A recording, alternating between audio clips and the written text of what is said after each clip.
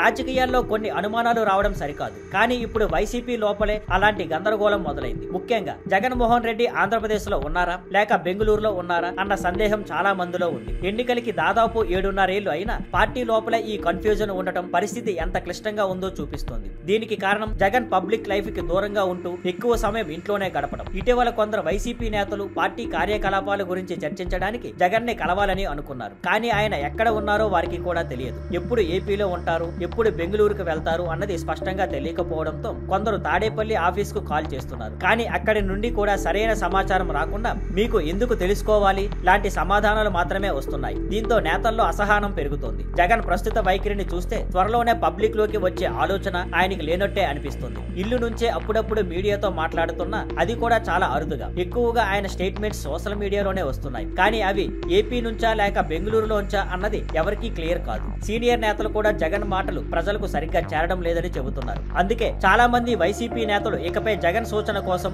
వేచి లేకుండా వినాయక చవితి తర్వాత తమ తమ నియోజకవర్గాల్లో స్వతంత్రంగా ప్రజా కార్యక్రమాలు ప్రారంభించాలని నిర్ణయించుకున్నారు. Thank you for watching. Please like, share and subscribe.